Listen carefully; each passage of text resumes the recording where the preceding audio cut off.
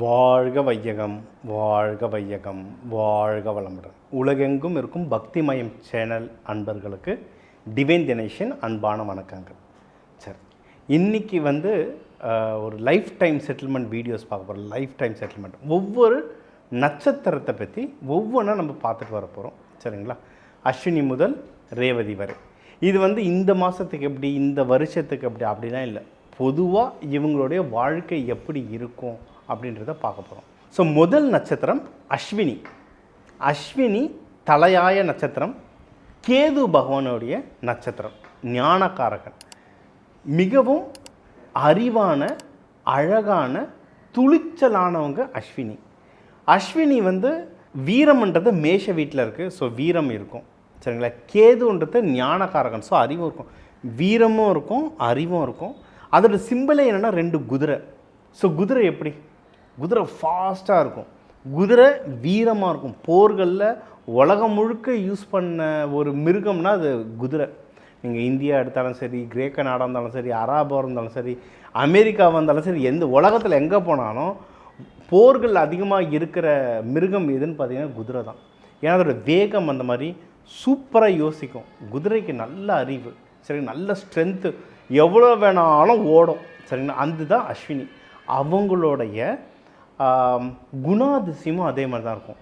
வேகமாக இருப்பாங்க, சம வேகமாக இருப்பாங்க அவங்க. இன்னொன்று ரொம்ப அறிவாகவும் இருப்பாங்க, அழகாக இருப்பாங்க. ஒரு ஹைட்டாக டாலாக, முகம் பார்த்திங்கன்னா குதிரை முக்கியமாக இந்த மூக்கெல்லாம் பார்த்திங்கன்னா அது கூராக வரும். அது சொல்லுவாங்க மூக்கு ஷார்ப்பாக இருந்தால் கோவக்காரன்வாங்க. நிறைய மேஷ ராசிக்கு மூக்கு லைட்டாக ஷார்ப்பாக இருக்கும். அதுவும் அஸ்வினிக்கு நல்லாவே தெரியும். அப்படியே குதிரை முகமாக இருப்பாங்க. நடக்கிறது ஃபாஸ்ட்டாக நடப்பாங்க, குதிரை மாதிரியே ஃபாஸ்ட்டாக நடப்பாங்க. இது எங்கே சொல்லி தருவோன்னா, நான் பெரிய கம்பெனியோடைய முதலாளிகளுக்கெல்லாம் சாமுதிரிக லட்சணம் சொல்லி தருவோம். அதில் எப்படின்னா ஒரு முக அமைப்பை வச்சு இவங்க என்ன, ஏன்னா அவங்கக்கிட்ட போயிட்டு இன்டர்வியூ வரவங்ககிட்ட போயிட்டு உங்கள் நட்சத்திரம் என்ன, ராசி என்னன்னெலாம் நம்ம கேட்க முடியாது. ஒரு உருவத்தை பார்த்தே நம்மளுக்கு தெரியணும் இவங்க எப்படின்னு சொல்லிட்டு. ஸோ அதை சொல்லி தருவோம். அதே மாதிரி நீங்களும் தெரிஞ்சுக்கலாம். சரி, ஓகே. இவங்களுக்கு லைஃப் எப்படி இருக்கும்? இவங்க பிறக்கிறதே எப்படின்னா கேது நட்சத்திரம். சரிங்களா? ஒரு 2-3 வருஷம் இருக்கும், அந்த குழந்தை பருவத்திலே போயிடும். ஸோ அது பெரிய பாதிப்பு தராது. ஆனால் அடுத்து வருது சுக்கிரன். சரிங்களா? ஒரு 20 வருஷம் சுக்கிரன். ஸோ ஒரு 4 வயசில் ஸ்கூல் சேரும் போது ஆரம்பித்தா கூட அடுத்து ஒரு 23-25 வயசு வரைக்கும் சுக்கிர தசை தான். சரிங்களா? ஸோ என்னென்னா லைஃப்பில் என்னென்ன வேணுமோ எல்லாமே கிடைக்குங்க. அப்பா அம்மா பாசம் கிடைக்கும், ஸ்கூலில் எல்லாருக்கும் பிடிக்கும். நம்மளுக்கு நீங்கள் பார்த்துருக்கீங்களா, ஸ்கூலில் சில எல்லா குழந்தைக்குமே அழகு, அதில் சிலதுங்க நம்மளுக்கு ரொம்ப அட்ராக்ஷனாக இருக்கும், பார்க்கும்போது அழகாக இருக்கும் அந்த பசங்க. இது என்னென்னா, இப்போ நான் இது எல்லாத்துலேயுமே பாசிட்டிவும் சொல்ல போகிறேன், நெகட்டிவும் சொல்ல போகிறேன். அது எப்படி பேலன்ஸ் பண்ணலாம் அப்படின்றதையும் சொல்ல போகிறேன். சரிங்களா? ஏன்னா இன்னொன்று, இது எல்லாமே எல்லாருக்கும் அப்ளை ஆகாது, அந்தந்த ஜாதகங்கள் பொறுத்து மாறும். பொதுவாக என்னென்னு சொல்லுவோம். ஸோ அழகு, அறிவு, நல்லா படிப்பாங்க. ஸ்கூலில் இருக்கும்போது நல்லா படிப்பாங்க, ரொம்ப அழகாகவும் இருப்பாங்க, எல்லாருக்குமே அவங்கள பிடிக்கும். அதே சமயம் அவங்கள பார்த்துக்கணும். ஏன்னா சுக்கிரன் தசை இருக்கும்போது இன்கேஸ் ஜாதகம் சரி இல்லை தப்பான ஃப்ரெண்ட்ஷிப் ஏதாவது வந்துடுச்சுன்னா, அந்த தப்பான ஒரு வயதுக்கு மீறி சில விஷயங்கள் பண்ணுவாங்கள்ல, அதில் லைட்டாக மாட்டுவாங்க. ஏன்னா அவங்க ஆரம்பிக்கிறது கரெக்டாக அந்த டீனேஜ் பருவத்தில் சுக்கிரன் உச்சத்தில் இருக்கும். டக்குன்னு அந்த தடம் மாறுறதுலாம் அஸ்வினி நட்சத்திரம் தான். சரிங்களா? அஸ்வினி நட்சத்திரமாக ஒன்று அதில். ஸோ அவங்கள மட்டும் கொஞ்சம் பசங்களை பார்த்து பக்குவமாக நீங்கள் எடுத்துகிட்டு போனீங்க, அப்பா அம்மா கூடவே வச்சுருக்கீங்க, கோவில் குளம் கொஞ்சம் ஆன்மீகத்தில் கான்சன்ட்ரேட் பண்ணி கூப்பிட்டு போகிறீங்கன்னா, அந்த டீனேஜ் பருவத்தை அவங்க தாண்டிட்டாங்க, 25 வயசை தாண்டிட்டாங்கன்னா அதுக்கப்புறம் ஏற்றம் தான் அவங்க லைஃப் பூரா. அதுக்கப்புறம் எல்லாமே சுபகிரகமாக வரும், சூப்பரான லைஃப் வாழ்வாங்க. சரிங்களா? இது ஒன்று. இன்னொன்று, ஸோ இது எப்படி அவங்களுடைய வாழ்க்கை இருக்கும் சொல்லப்போனால், இப்போ டீனேஜில் ஸ்கூல் படிக்கிற பருவத்தில் நல்லா படிப்பாங்க. உங்களுக்கு சுக்கிரனுக்கு அப்புறம் சூரியன் ஆரம்பிச்சிடும். ஸோ 25 வயசுக்கு அப்புறம் சூரிய தசையில் என்னென்னா வேலை சூப்பராக கிடைக்கும். முக்கியமாக கவர்மெண்ட் ஜாபோ இல்லை பிஸ்னஸ் ஆரம்பிக்கிறவங்களோ, இல்லை அப்பா அம்மாவோடைய பிஸ்னஸை நான் எடுக்க போகிறேன் 25 வயசுக்கு மேலேன்றவங்களுக்குலாம் அஸ்வினி நட்சத்திரம் சொல்லுவாங்களே, என் பையன் வளர்ந்துட்டாங்க, அவன் பார்த்துக்கிறாங்க அப்படின்வாங்களா, அதெல்லாம் அஸ்வினி நட்சத்திரம் தான். ஏன்னா கரெக்டாக சுக்கிரனுக்கு அப்புறம் சூரியன் ஸ்டார்ட் ஆகும், அந்த தலைமை பண்பு ஆட்டோமேட்டிக்காக வந்துடும். ஸோ அந்த லைஃப் டைம், அதனால தான் இது ஃபஸ்ட்டு கிரகம். Life time settlement. அப்படியே ஒவ்வொன்றும் அவங்களுக்கு லட்டு மாதிரி பக்காவாக நடந்துகிட்டே போகும். சில பேருக்கு வந்து 25 வயசுக்குள்ளே கல்யாணம், அந்த சுக்கிரதசை முடியும் போது கரெக்டாக கல்யாணம் நடக்கும், கரெக்டாக பிஸ்னஸ் அமையும். அது எல்லாமே இந்த அஸ்வினி நட்சத்திரத்துக்கு. சரிங்களா? சரி, இது ஒன்று. ஸோ எப்படி இருப்பாங்க இப்போ இந்த வாழ்க்கை எப்படி இருக்கும், லைக் ஸ்கூல் வாழ்க்கை எப்படி இருக்கும், அடுத்து வேலைக்கு போகிறது எப்படி இருக்கும், இதெல்லாம் நம்ம சொல்கிறோம். சரி, இவங்க வந்து உடல் அளவில் என்ன பார்த்துக்கணுன்னா, முதல்ல அவங்க பார்த்துக்க வேண்டியது மனசுங்க. மனசை அவங்க வந்து பார்த்துக்கணும். ஸோ சூரிய தசை முடிஞ்ச பிறக்கும் சந்திர தசை ஸ்டார்ட் ஆகும். சந்திர தசைன்றது மோஸ்ட்லி அது வந்து லவ் பாசம்.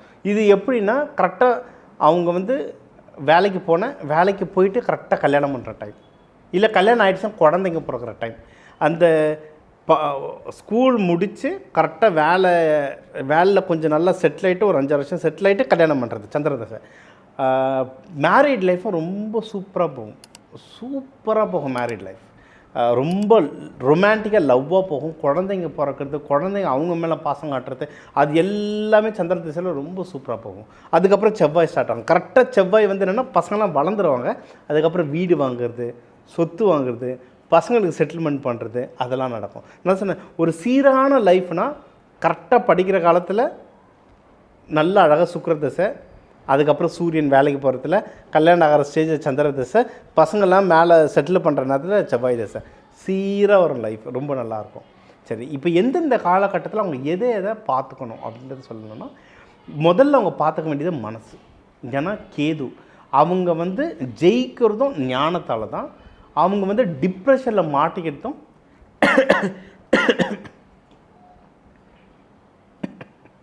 அவங்க டிப்ரெஷனில் மாட்டிக்கிறதும் ஞானத்தால் தான். கேது டக்குன்னு கிறுக்கு பிடிச்சிரும்.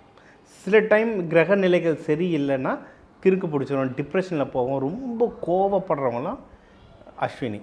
அப்போ என்ன பண்ணணும்னா, பெஸ்ட்டு சின்ன வயசுலேருந்து மெடிடேஷனில் விட்டுருங்க. யோகா மெடிடேஷன் கரெக்டாக பண்ணாங்கன்னா அந்த மனசை அவங்க அப்படியே அழகாக கொண்டு வருவாங்க. இது ஒன்று. இன்னொன்று, தலைகள்லாம் அவங்க பார்த்துக்கணும். அடிப்பட்டாலும் தலையில் தான் படம் அதிகமாக. அதனால் அந்த எங்கே போனால் ஹெல்மெட்டு போட்டுன்னு போகணுன்றது மேஷ ராசிக்கு ரொம்ப முக்கியம். அதுவும் அஸ்வினிக்கு ரொம்ப முக்கியம். ஏன்னா தலை தான் ரொம்ப பிரச்சனை. அவங்க தலையில் ஒன்ஸ் அடிபட்டுருச்சுன்னா அப்புறம் நிறைய பிரச்சனைகள் வரும். ஸோ எப்போவுமே அவங்க ஹெல்மெட்டு போட்டிருக்கணும், தலையை பத்திரமாக பார்த்துக்கணும். தலையை அவங்க க்ளீனாக வச்சிருக்க அவங்க வாழ்க்கையில் முன்னேறுவாங்க. ஏன்னா உடம்பில் அஸ்வினி தான் தலை. அந்த தலையை அவங்க க்ளீனாக வச்சிருக்க வாழ்க்கையில் ரொம்ப நல்லா முன்னேறுவாங்க. ஒன்று. இன்னொன்று வந்து பால் உறுப்புகள், செக்ஷுவல் கிளாண்ட் சொல்லுவோம், அதையும் அவங்க எப்பவுமே சுத்தமாக வச்சுக்கணும். ஏன்னா இதில் வந்து என்னென்னா, ஒரு நட்சத்திரத்துக்கு நான் வந்து நம்மளுடைய ஒரு அட்வான்டேஜ்னால், நான் ஒரு புராணத்தில் வர ஒருத்தருடைய ஸ்டோரி சொல்கிறேன். அவங்கள சொல்லும் போதே இந்த நட்சத்திரம் எப்படி வேலை செய்யும் அப்படின்றது உங்களுக்கு தெரிஞ்சிடும். இப்போ அஸ்வினிக்கு வந்து யாருன்னா அஸ்வத்தாமா தான் அஸ்வினியில் பிறந்தவர். யார் அஸ்வத்தாமா? மகாபாரதத்தில் துரோணாச்சாரியரோட பையனை வருவார். இங்கே இந்த ஆகினியில் வந்து அவருக்கு ஒரு ஜெம் ஸ்டோன் இருக்கும், கிருஷ்ணர் தான் அதை எடுத்துருவார். ஏன் எடுப்பார்? அவன் கையில் அவன் இருக்கிறதுலேயே பயங்கரமான டேலண்ட் அஸ்வத்தாமா. ஏன்னா அஸ்வத்தாமா கையில் இருக்கிற ஒரு ஆயுதம் யார் கையிலுமே இல்லை. அதை வந்து அவன் விட்டுடுவான். அதை எப்படி சமாளிக்கிறதுன்னு தெரியாமல் தான் கிருஷ்ணர் இல்லை நீ மாற்று, அது உலகத்தை அடிக்கணும் போது அபிமன்யுவோடைய ஒய்ஃப் ப்ரெக்னெண்ட்டாக இருப்பாங்க. அந்த வயிற்றுள்ள இருக்க சிசுவை பாதிக்கணும்னு சொல்லி அந்த அஸ்திரத்தை விட்டுருவான். அப்போ தான் கிருஷ்ணர் வந்து ஒரு உலகத்துக்கு வராத ஒரு சிசுவுக்கு நீ இப்படி பண்ணியே, நீ வந்து இறக்காமல் சிரஞ்சீவியை இந்த உடம்புல புண்ணோட நீ கஷ்டப்பட்டுக்கிட்டே சிரஞ்சீவியாக வாழ்வு, அடுத்து என் கல்கி அவதாரம் வர வரைக்கும் அப்படின்னு சொல்லிடுவார். அதில் வந்து அவனுக்கு அஸ்வத்தாமக்கா நம்மளுக்கு வந்து அந்த ஒரு சாபம் தான் தெரியும், உடம்புல புண்ணோட சிரஞ்சீவியாக இருப்பான்ட்டு. ஆனால் அவன் அது என்னத்தை குறிக்குதுன்னா, அவனுக்கு வந்து அதுக்கப்புறம் பசங்களே இல்லை. ஏன்னா ஒரு சிசுவை நீ கொன்று, அதனால் உனக்கு பசங்களே இல்லை, அந்த மாதிரி சாபமும் இருக்குது. அதனால தான் அஸ்வினி நட்சத்திரம் நிறைய பேர் வரவங்களுக்கு என்னென்னா, நிறைய பேருக்கு இந்த இன்ஃபர்டாலிட்டி, குழந்தை பிறப்பில் சில பிரச்சனைகள் வரும். நீங்கள் நிறைய பேர் பார்க்கலாம். ஆனால் அகெயின் இது வந்து எல்லாருக்கும் இல்லை, நிறைய பேருக்கு இந்த இஷ்யூ வருது.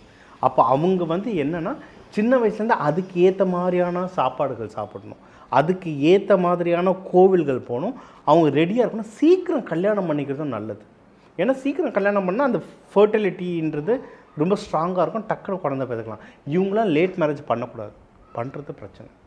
ஸோ இதுதான் விதி மதி. விதி என்ன? அஸ்வினி நட்சத்திரத்துக்கு தலை கவசம் முக்கியம். தலையால் பாதிப்புகள் வரலாம், மனசால் பாதிப்புகள் வரலாம், இன்ஃபர்டாலிட்டி இதனால் பாதிப்புகள் வரலாம். இது விதி, இந்த நட்சத்திரத்தில் பிறந்தவங்களுக்கு வர விதி. இதை மதியால் எப்படி பண்ணலாம்? எப்போவுமே நான் தலைக்கவசம் வச்சுப்பேன். நான் எப்போவுமே நீச்சல் அடிக்கும் போது நான் டைவை இப்படி அடிக்கக்கூடாது, தலையை வச்சு அடிக்கக்கூடாது, வேறு மாதிரி நான் டைவ் அடிக்கணும். தலைன்றது எனக்கு முக்கியம். இதை நான் எப்போவுமே பார்த்துப்பேன். இப்போ எனக்கு ஒரு குழந்தை இருக்கான், அவன் அஸ்வினி, ஆண் பிள்ளையோ பெண் பிள்ளையோ அஸ்வினி. ஓகே, பசங்க வந்து வளர போகிறாங்க, வளர அவங்க ஒரு 10-15 வருஷம் கல்யாணம் பண்ண போகிறாங்க. அப்போ இப்போத்துலேருந்தே அவங்களுக்கு எந்த மாதிரி உணவுகள் தரணும் அதெல்லாம் பார்த்து ரெடி பண்ணிக்கிட்டே வரணும். அவங்களுக்கு சீக்கிரம் கல்யாணம் பண்ணிடணும். நீங்கள் இதெல்லாம் பண்ணும்போது அந்த விதியை நீங்கள் மதியால் ஜெயிச்சிடுறீங்க. இவ்வளோ தான் விஷயம்.